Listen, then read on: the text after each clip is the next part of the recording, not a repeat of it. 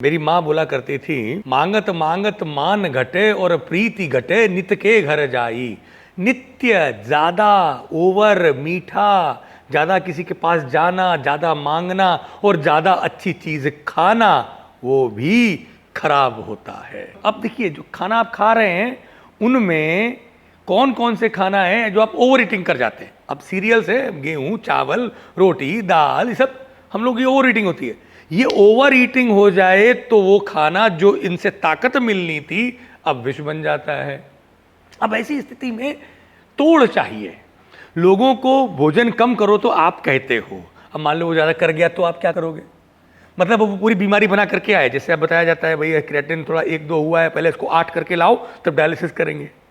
ऐसा करेंगे क्या? आपको वहीं पर बीमारी को रोक देना है जिस कारण से वो पैदा हो रही है। देखिए, गोधू में चकर कटी हिततमा, गेहूं यदि आपको 3 रोटी खाने की आपकी अग्नि की शक्ति है और आप बातें बातें करते, बढ़िया आपके पकवान बने थे, पूड़ी बूड़ी बढ़िया थी, आप खा गए 8-10, अब पचेगी नहीं, गरिष्ठ है तो एसिड बनाएगी, बड़ी भयंकर डकारें आएंगी, पेट फूलेगा। तो 2 खीरा काट करके उसका ऊपर से वो विष निकाल के ऐसे ही काटिए, थोड़ा नींबू डालिए, नमक डालिए, खा लीजिए। जितना भी वो जो पूड़ी या कचौड़ी या वो जो गेहूं की चीज खाने से जो आपको अपच हुआ है वो ठीक हो जाता है। इतना ही नहीं है, कोद्रव, कोद्रव का मतलब है आजकल जो हम लोग मिलेट्स के लिए जो हम लोग बात कर रहे हैं, इसमें सभी आ जाते हैं।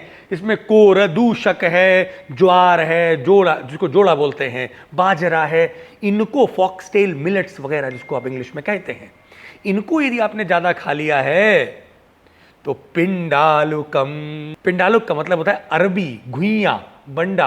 आपने देखा ना वो जो चिपचिपा आलू जैसी होती है, उबालने के बाद में जब उसकी आप पील ऑफ करते हैं तो वो एकदम बिल्कुल स्टिकी स्टिकी आती है। अब साउथ में पता नहीं इसे क्या कहते हैं आप लोग, पर नॉर्थ इंडिया में इसको अरबी कही जाती है, घुइयां कहते हैं, खूब लोग खाते हैं। यदि अरबी खानी है तो आप मिलेट्स के संग में खाइए। 1-2 यदि आप मिलेट की बाजरे की रोटी खा भी गए, बाजरे की रोटी और सरसों का साग कहते हैं ना, उसकी बजाय आप घुइयां का साग करवा दीजिए। तो यदि 2 बाजरे की रोटी ज्यादा चली भी गई तो भी कोई बात नहीं। दूसरा, माशे चतक्रम। अब उड़द की दाल, सर्दियां आने वाली हैं, उड़द की दाल ज्यादा खाई जाएगी। दाल बाटी, आप बाटी बनवाओगे ना राजस्थान में, तो वो दाल उड़द की दाल के संग खाते हैं। साउथ में आप इडली दबा के खाते हो, उसमें उड़द दाल है। डोसा खाते हो, उसमें उड़द दाल है। उड़द दाल खानी चाहिए, वो उसका नाम है, माश, मतलब वो पावर देती है। लेकिन याद रखना, ब्लड में यदि हीट है, इन्फ्लेमेशन है, तो उड़द दाल अवॉइड करें। वायु के रोग हैं तो उड़द दाल शक्ति देती है। लेकिन अब रक्त में यदि हीट है, मान लीजिए वात रक्त है, इन्फ्लेमेशन है, और आपने ज्यादा उड़द दाल खा ली, तो ये शरीर के अंदर विस्फोट पैदा करती है, इन्फ्लेमेशन को बढ़ा देती है, इन्फेक्शंस को बुला लेती है। तो क्या करें? देखिए, मट्ठा इसको पचा देता है, तक्रम, तो मट्ठा दे दीजिए। मुद्गे आमलकम। अब मूंग दाल, अब कहते हैं मूंग दाल तो बड़ी अच्छी होती है।